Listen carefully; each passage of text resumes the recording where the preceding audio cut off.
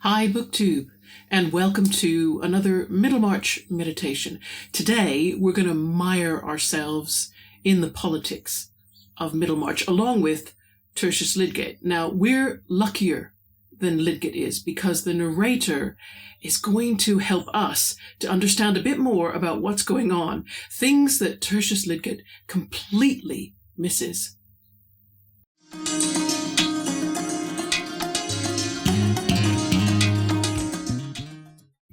Is it me, or does Middlemarch March seem like something that we did years ago? A long time ago. It does. It seems to me like it was forever, not just a few weeks ago. I tell you though, it's funny. Two things seem to suffer a little bit as a result of choosing to do Middlemarch March. One, and this may be because meditations take longer to prepare for. They do take more work. They take longer to record. They take longer to edit. And so I had slightly less time for reading. Anybody who's not been watching previous videos, I've currently got a goal to read 18,000 pages over 14 months, and that will end 31st of December 2025. That means I've got to get through about 1,280 pages a month. Now, from the beginning of November until the end of February, I was having no problem. I usually had a page surplus of about 200 to 400 pages, which was wonderful. In March, I needed that surplus because I wouldn't have made it to my 1,280 pages without, effectively borrowing that surplus from previous months. The second thing that Middlemarch March did was I seemed to get a drop in subscribers, which I found really strange. It's no big deal. They've recovered now and a bit. But there you go. I suppose maybe some people thought, oh, is she just going to do this now? And maybe they thought this isn't my thing, and maybe I should have made more of, hey, everybody, it's just a month. It's not forever. We're going to have it's an experiment. I'd like to think that I would do it next year. I'm not sure. Maybe I'll let you guys vote on that. But we need to get on today with chapter 16 and get through the inevitable epigraph, which today is an extract from a poem not written by George Eliot. It's written by Sir Charles Sedley. We will say more about him. But for now, we will just read the extract as it appears at the top of the chapter. All that in woman is adored, in thy dear self I find, for the whole sex can but afford the handsome and the kind. Okay. I think it would be better to just take in the whole poem.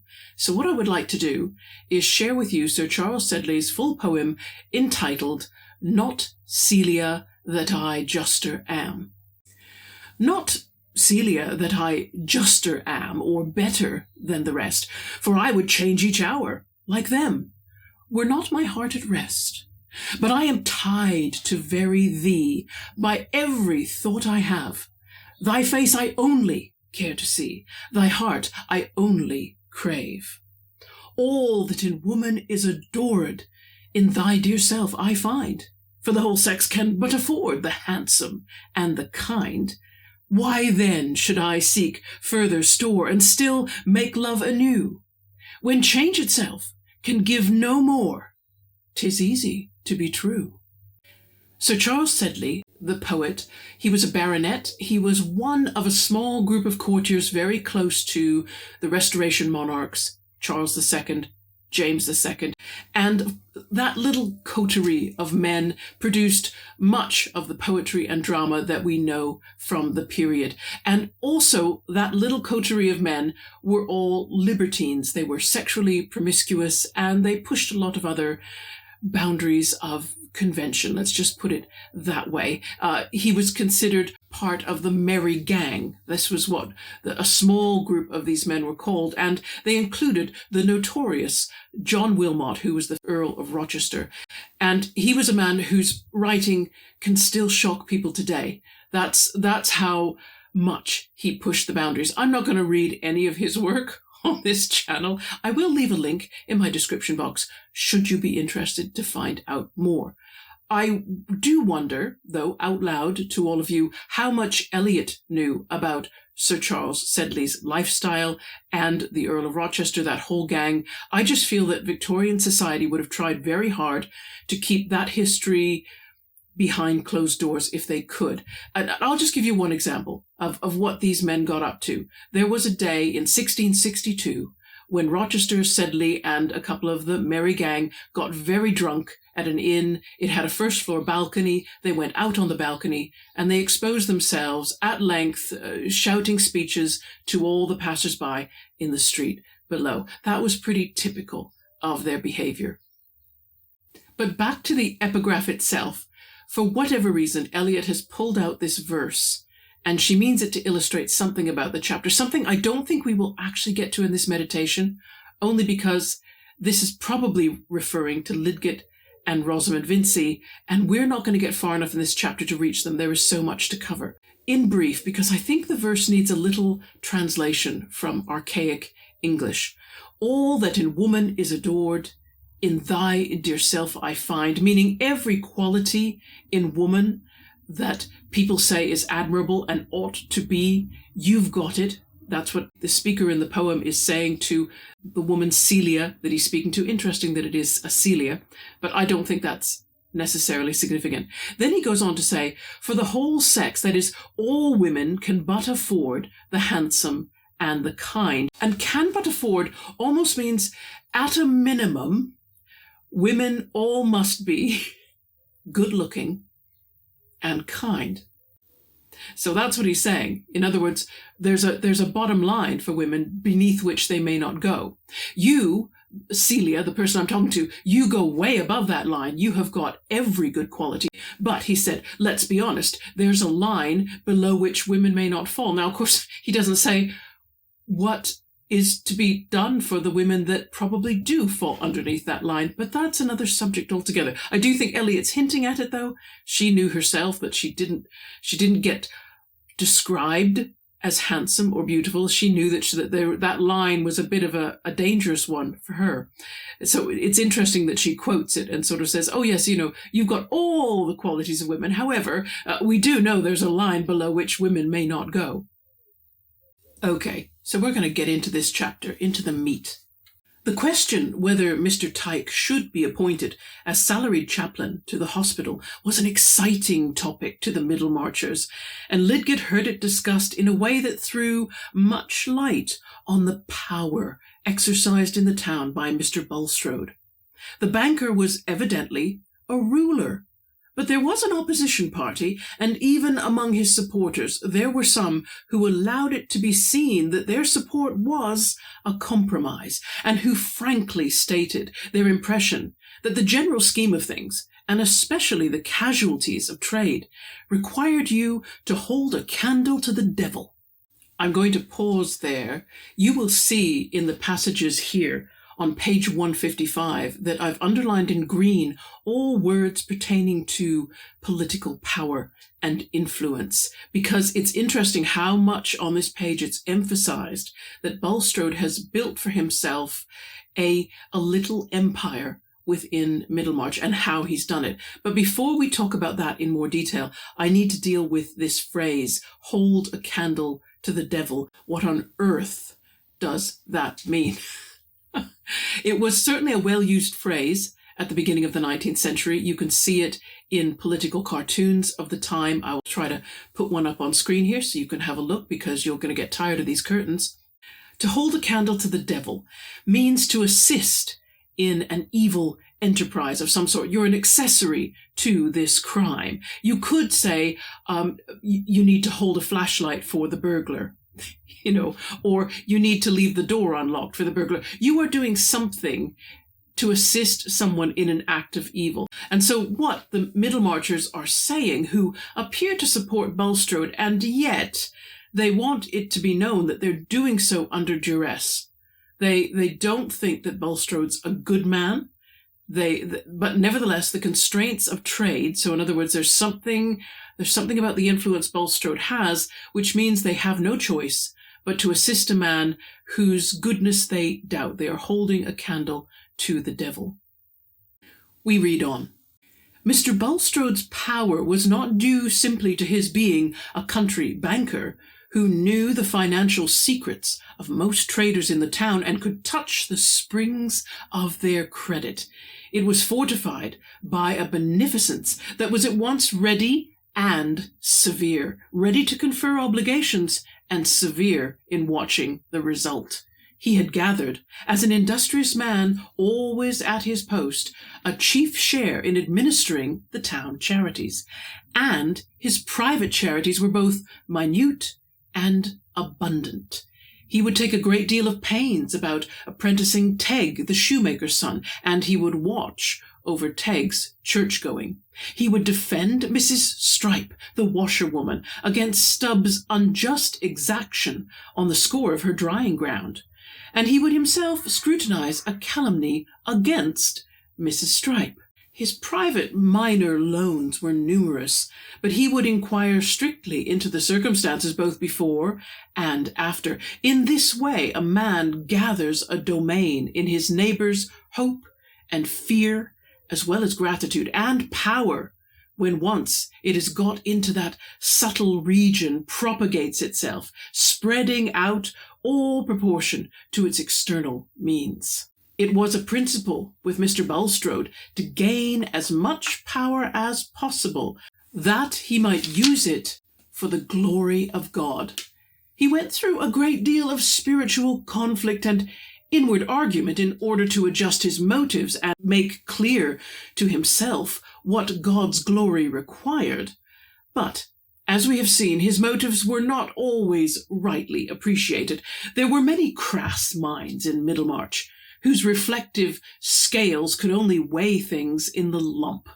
And they had a strong suspicion that since Mr. Bulstrode could not enjoy life in their fashion, eating and drinking so little as he did, and worriting himself about everything, he must have a sort of vampire's feast in the sense of mastery. Let's pull apart the sources of Bulstrode's power. This is interesting from my point of view as a credit controller, because I'm often investigating the credit worthiness of companies online. Of course, we now have a system whereby in the UK, companies have to publish their financial accounts online. They're late, but they're there, and they can give you sort of an insider's look to some degree into the workings of the business. And so Bulstrode, of course, has this. He knows the financial secrets of most traders in town. Not only is he the one lending them the money, but he probably has to ask them some very detailed questions about the way they run their business to determine just how strong that business is. Also, he administers many of the town charities, and he has his own charities, which seem to be spread all over the place. And he expects certain returns from his charity. So he doesn't just give charity to an individual and then that's it. It is a two-way deal. If he gives this charity, then he expects certain behavior back. So when he goes about making sure that Tugs, the shoemaker's son, gets an apprenticeship, then he also watches to see how well Tug attends church. And again, there was also the example of Mrs. Stripe, whom he defends in terms of how much she has to pay for her drying ground, because of course laundry had to be dried outdoors, and there would need to be space for that if she's doing the laundry of several different households, and there would be a tax on that. At the same time, if someone had a complaint about Mrs. Stripe, Bulstrode had no problem taking that side as well, and of course he would have power because he'd already defended Mrs. Stripe in one situation. So if he made a recommendation that she change her behavior, she couldn't very well. Do you see how he's tightening little nooses around people's necks, so to speak? And of course, he organizes a number of small loans, and he may well have been responsible for the loan that was given to Fred Vinci. We don't know, directly or indirectly. It's interesting to speculate. But, of course, this kind of domain is one that's held on to by people's fear, not by their affection. And I'm pretty sure that's what Eliot's narrator wants us to take from this, is just notice how people are held by Bulstrode, but against their will. And at the top of page 156, it's, of course, comic that Bulstrode went through a great deal of spiritual conflict and inward argument. Yes, I bet he did, because I bet a lot of the things that he did in order to gain power, it's inevitable, isn't it? You cannot choose to accumulate power without doing some things that, if you're a Christian, you're going to have to be cross-questioning yourself aren't you? But it seems that he worked something out. I think it's interesting how the townspeople regard Bulstrode, however, because he's so ascetic, he doesn't eat or drink the way they do. Their natural comparison for him is with a vampire. He must have some other outlet because he cannot enjoy himself this way. He must enjoy himself in some other way. And of course, the metaphor of a vampire means, and he does so at our expense. He drains from us what is quite vital. Also, in the back of your minds, if you could hold on to that idea that Bulstrode has just been compared with a mythical creature who was a mortal person who died and yet lives on, as we understand vampires. There will be another similar creature described probably in the next meditation. I'll try to make sure I remind you about it. Back to the reading. The subject of the chaplaincy came up at Mr. Vincey's table when Lidgett was dining there, and the family connection with Mr. Bulstrode did not, he observed, prevent some freedom of remark even on the part of the host himself, though his reasons against the proposed arrangement turned entirely on his objection to Mr. Tyke's sermons, which were all doctrine, and his preference for Mr. Fairbrother, whose sermons were free from that taint. Mr. Vincey liked well enough the notion of the chaplain's having a salary, supposing it were given to Fairbrother, who was as good a little fellow as ever breathed, and the best preacher anywhere, and companionable too. What line shall you take then? Said Mr. Chichely, the coroner, a great coursing comrade of Mr. Vincey's. Oh, I'm precious glad I'm not one of the directors now. I shall vote for referring the matter to the directors and the medical board together. I shall roll some of my responsibility on your shoulders, Doctor, said Mr. Vincey, glancing first at Dr. Sprague, the senior physician of the town, and then at Lidgett, who sat opposite. You medical gentlemen must consult which sort of black draught you will prescribe, Mr. Lidgett? I know little of either, said Mr. Lidgett, but in general appointments are apt to be made too much a question of personal liking. The fittest man for a particular post is not always the best fellow or most agreeable. Sometimes, if you wanted to get a reform, your only way would be to pension off the good fellows whom everybody is fond of, and put them out of the question.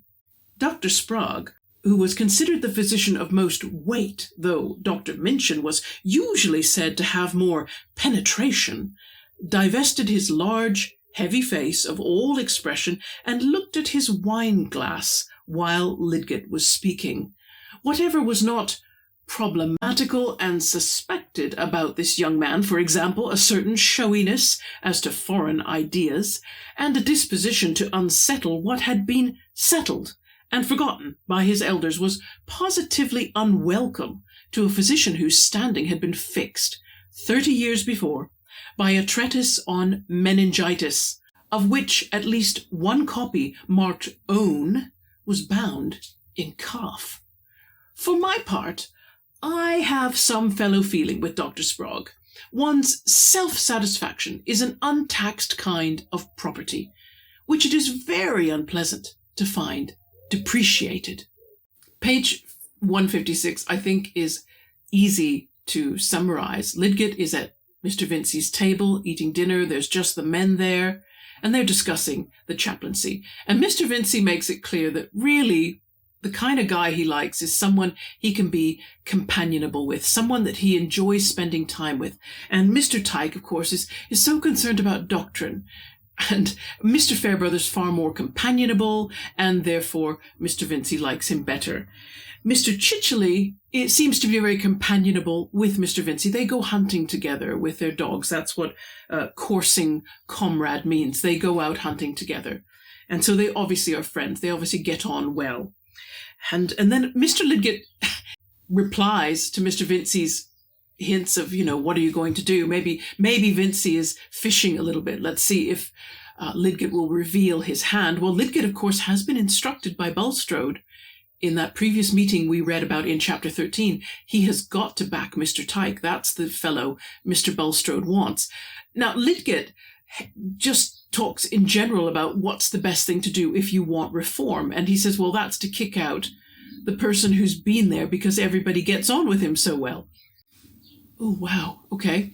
I mean, that's true. I don't know how politically savvy it is to make that comment, but this is what I'm feeling about Lidgett as I'm reading, is that he's not particularly good at politics, that he just, when he thinks he's right, he's right. What else does he have to do? That seems to be where his thinking stops. And of course, it's clear that he deeply offends Dr. Sprague, but Dr. Sprague is a very calm and careful man about his reactions, and so rather than react at all, he takes all the expression out of his face and he dips his eyes and looks at his wine glass. We've all done that at dinner tables, haven't we? Looked at some other object quietly while someone's saying something that we think, I utterly disagree with that, but this is not the place, or I don't feel ready to have that disagreement yet. I think we should discuss the bottom paragraph on page 156, because a modern reader is very likely to see a sexual innuendo there when it talks about Dr. Sprague, who was considered the physician of most weight, though Dr. Minchin was usually said to have more penetration.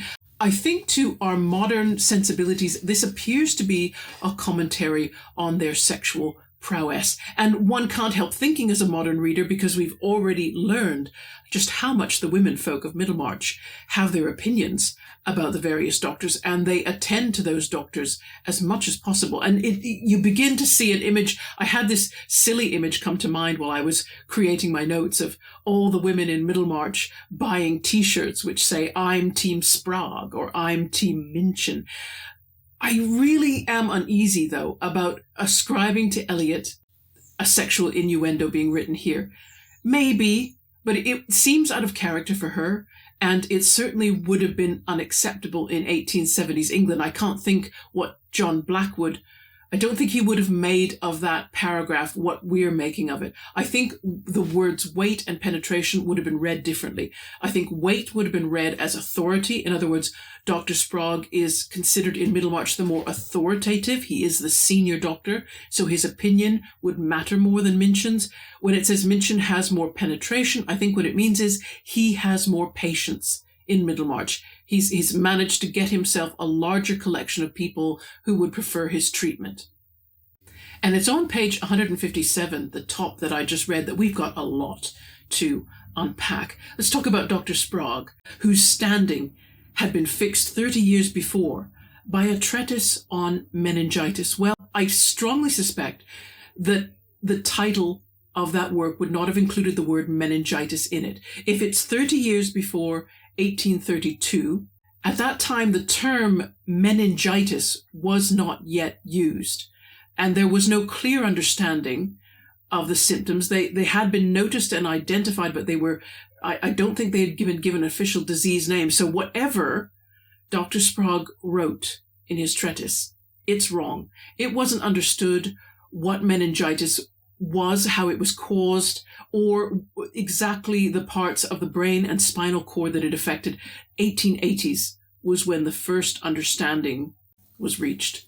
So Dr. Sprague would have known nothing. Whatever he wrote, which he has bound in calf leather as if he thinks it will be valuable for decades, when it's already out of date, probably even at the time that we are at this dinner party of Mr. Vincey's. And then we have another one of those curious sections where Eliot's narrator is allowed to speak in the first person. For my part, I have some fellow feeling with Dr. Sprague. This could be Eliot herself speaking. She would have been a very wealthy woman. By this time, she would have owned property. And so when she says, one's self-satisfaction is an untaxed kind of property, which it is very unpleasant to find depreciated. There will be a link in my description box to some websites talking about the reform of land tax at the end of the 18th century, which did allow people to get round paying tax annually on their property by paying a certain number of years up front. So it could be then that they could pass on a piece of property to their descendants and it would be tax-free. And of course, that's, I think, what she's trying to make a comparison with Dr. Sprague and his treatise, which he hopes is something he can pass on to posterity as a free gift. And yet, of course, it's depreciated so much that it isn't really that much of a bequest. We read on. Lidgett's remark, however, did not meet the sense of the company. Mr. Vincey said that if he could have his way, he would not put disagreeable fellows anywhere. Hang your reforms, said Mr. Chichely. There's no greater humbug in the world. You never hear of a reform, but it means some trick to put in new men. I hope you are not one of the Lancet's men, Mr. Lidgett, wanting to take the coronership out of the hands of the legal profession. Your words appear to point that way. I disapprove of Wakley, interposed Dr. Sprague. No man more. He is an ill-intentioned fellow who would sacrifice the respectability of the profession, which everybody knows depends on the London colleges, for the sake of getting some notoriety for himself. There are men who don't mind about being kicked blue if they can only get talked about. But Wakley is right sometimes, the doctor added judicially. I could mention 1 or 2 points in which Wakley is in the right. Oh, well, said Mr. Chichely, I blame no man for standing up in favour of his own cloth, but coming to argument, I should like to know how a coroner is to judge of evidence if he has not had legal training. In my opinion, said Lidgett, legal training only makes a man more incompetent in questions that require knowledge of another kind. People talk about evidence as if it could really be weighed in scales by a blind justice. No man can judge what is good evidence on any particular subject unless he knows that subject well. A lawyer is no better than an old woman at post-mortem examination. How is he to know the action of a poison? You might as well say that scanning verse will teach you to scan the potato crops. You are aware, I suppose, that it is not the coroner's business to conduct the post-mortem, but only to take the evidence of the medical witness, said Mr. Chichely with some scorn. The most important thing we need to unpack from this page 157 is this whole debate that starts happening between Chichely, Lidgett, and Sprague about what a coroner, how they should or should not be qualified. And that's important. That was a debate raging right at that time. And it was pushed by Thomas Wakley, who was the founder of the Lancet, which at that time was a very new publication. Now, of course, we know it in the UK and worldwide as a very authoritative medical publication. Wakley was an interesting personality, and he was pushing for coroners to be better qualified. You'll see a link in my description box to a PhD dissertation, which talks about the state of coroners and talks about the qualifications and appointment of coroners in the early 19th century, how it was before reform. But I'm just going to quote a few portions from it to give you a sense of what the situation was at the time. Let's say Mr. Chichely, who is, of course, coroner, how might he have come to his position? Well, it was not legally required in early 19th century England that a coroner be either legally qualified or medically qualified. Neither was essential. And coroners were usually elected rather than appointed, county coroners in particular. But that didn't mean that an election would actually be held. The PhD dissertation looks at about 30 years of results of coroners' appointments and finds that only in a third of cases did an election actually go to a poll. In most cases, the favored candidate, the one that everyone liked so much, it was clear that they were going to win by votes, and so therefore the other candidates would withdraw their nomination and let the favored candidate win by default. And once elected, a county coroner held his office for life. The only way he could lose his place is if he fell very ill or he committed a major misdemeanor. So Wakley was campaigning against this, and he had the kind of personality that you might expect would be good in a campaigner who needs to make a difficult reform. He was very aggressive, so much so that he often made himself unpopular. And I'm now quoting from the thesis.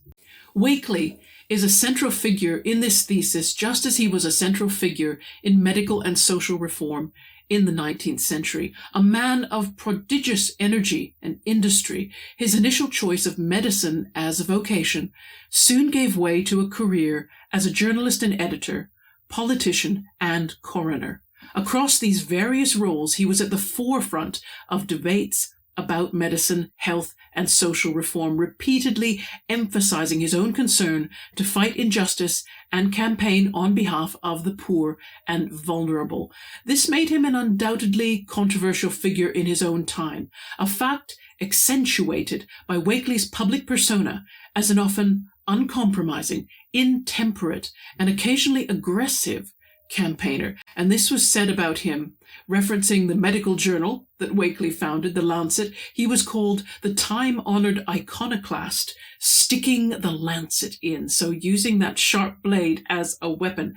Wakley may have been a difficult character, with personality traits and a rhetorical style that could inspire both devotion and deep hostility, but he was almost impossible to ignore. So with that background in mind, it's understandable that these two men, Mr. Chichely probably received his appointment and has been in place for many years, and he should expect to keep that job for life. Reforms are threatening that. Dr. Sprague has been a doctor for over 30 years. He relies upon people's accepting his authority, even though his knowledge might be greatly out of date. And you can see how both men would be threatened. Whether Lidgett perceives how much he's disturbing these two doctors, I don't know, because of course he goes on to talk about, he effectively to insult Chichely by implying that, well, if you only have legal knowledge, what do you really know about a post-mortem? And he obviously gets a response from Chichely. Chichely doesn't hold back his feelings the way Dr. Sprague is capable of. Mr. Chichely tries to find a fault in Lidgett's knowledge, and he points out something that Eliot would have had to research to get right. And so, as Mr. Chichely says, it is not the coroner's business to conduct the post-mortem, but only to take the evidence of the medical witness, and that was true. The coroner was not qualified to actually do a post-mortem on a body. They relied on evidence brought to them, which is the case today. I suppose, of course, what you're going to see from page 158 is that Lidgett is going to argue that some of those medical witnesses may as well be some old woman you pick off the street. You'll see it here as we read, and he's talking about medical witnesses now. So Lidgett says, "Who is often almost as ignorant as the coroner himself," said Lidgett. "Questions of medical jurisprudence ought not to be left to the chance of decent knowledge in a medical witness, and the coroner ought not to be a man who will believe that strychnine will destroy the coats of the stomach if an ignorant practitioner happens to tell him so." And then Eliot's narrator has to break in. They're obviously embarrassed on Lidgett's behalf. Lidgett had really lost sight of the fact that Mr. Chichely was His Majesty's coroner, and ended innocently with the question, "Don't you agree with me, Dr. Sprague?" "To a certain extent, with regard to populous districts and in the metropolis," said the doctor. "But I hope it will be long before this part of the country loses the services of my friend Chichely, even though it might get the best man in our profession to succeed him. I am sure Vincey will agree with me." Yes, yes, give me a coroner who is a good coursing man," said Mr. Vincey jovially.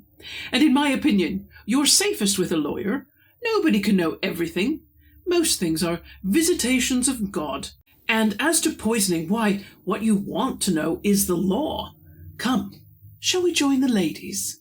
I think that's a lovely way of diverting. It shows that Mr. Vincey's strength is his social intelligence. He just wants everyone to be friendly and to get along. He's got a job on his hands right now because Lidgett, well, this may be Lidgett's character. It seems to me that he just says what he says without any realization of who he's hurting sitting right in front of him. He doesn't seem to have a better way of phrasing his case so that maybe he wins over Sprague and Chichely. He seems not the least bit concerned. However, he is doing what Mr. Bulstrode asked him to do. And I draw your attention to page 125, which we covered some time back. where Mr. Bulstrode said to Dr. Lidgett, "I shall rejoice to furnish your zeal for reform, that is, with fuller opportunities. I mean by confiding to you the superintendence of my new hospital, should a maturer knowledge favour that issue, for I am determined that so great an object shall not be shackled by our two physicians. Indeed, I am encouraged to consider your advent to this town as a gracious indication that a more manifest blessing is now to be awarded to my efforts, which have hitherto been much withstood. With regard to the old infirmary, we have gained the initial point, I mean your election, and now I hope you will not shrink from incurring a certain amount of jealousy and dislike from your professional brethren by presenting yourself as a reformer." Whether this is Lidgett's personality anyway, to be this tactless when he disagrees with people, or whether he's simply carrying out Bulstrode's instructions. Either way, he's succeeding in what he wants. And it's interesting, Dr. Sprague's comment, though, that he doesn't want to lose the services of Mr. Chichilli, even though it might get the best man in our profession to succeed. In other words, I'd rather not have the best man. I'd rather have Mr. Chichilli, regardless of where he sits in terms of his ability. And we will just read this last section. Lidgett's private opinion was that Mr. Chichilli might be the very coroner, without bias as to the coats of the stomach, but he had not meant to be personal. This was one of the difficulties of moving in good Middlemarch society. It was dangerous to insist on knowledge as a qualification for any salaried office. Fred Vincy had called Lidgett a prig, and now Mr. Chichilli was inclined to call him prick-eared, especially when, in the drawing-room, he seemed to be making himself eminently agreeable to Rosamond, whom he had easily monopolized in a tete-a-tete. Since Mrs. Vincy herself sat at the tea-table, she resigned no domestic function to her daughter, and the matron's blooming, good-natured face, with the two volatile pink strings floating from her fine throat, and her cheery manners to husband and children, were certainly among the great attractions of the Vincy house, attractions which made it all the easier to fall in love with the daughter. The tinge of unpretentious, inoffensive vulgarity in Mrs. Vincy gave more effect to Rosamond's refinement, which was beyond what Lidgett had expected. And that's where we're going to close today, I think, because this meditation is going to be just long enough. I think if we start into the conversation between Lidgett and Rosamond Vincy, this is going to get over an hour, and I want to try to avoid that if I can. What we'll just do is examine that insult. Fred Vincy thinks that Lidgett is a prig, but Mr. Chichilli has a stronger term for him, and that is prick-eared. And that doesn't mean that Mr. Chichilli thinks that Lidgett is like an elf or a Vulcan or something else with actual pointed ears, or a devil, although there may be an allusion to that in some way. But this is a 17th century insult. Of course it is, because so often in Middlemarch we hark back to the 17th century. This was an insult which Cavaliers or followers and adherents of Charles I, royalists, applied to Puritans or Roundheads. Cavaliers often wore their hair long. That was the fashion at the time, Cavalier men. Puritans, by contrast, cut their hair very short so that their ears stuck out, and therefore they were called prick ears. Now, that word prick is sexual innuendo, because in the 17th century, amongst Cavaliers, sexual innuendo was very much a thing. Prick-eared meant that whereas Cavaliers covered their ears, it was sort of a false modesty, covered their ears with hair. Puritans, by contrast, cut their hair and they showed off their ears in the way that Cavaliers might prefer to show off other parts of their body, a la Sir Charles Sedley. So maybe George Eliot did know what he and the Earl of Rochester got up to on that pub balcony. So thanks very much, everybody, for joining me for this meditation. There'll be another one next Sunday, the fourth Sunday in the month, as usual. In between that time, I have finished reading a book by Stephen Fry, whom in the UK everyone will know. He's a bit of a national institution now, one of those national treasures that we call them. But if you don't know him, he is a comedian, a scholar, a novelist, a television presenter. There probably isn't anything that Stephen Fry hasn't been. And I've read one of his novels that he wrote in the late 90s. It's a funny novel, but I think humor is always it's always a very personal thing, isn't it? And I think that's what we have to cover during the midweek review. I shall see you then. In the meantime, everybody, take care. Bye-bye.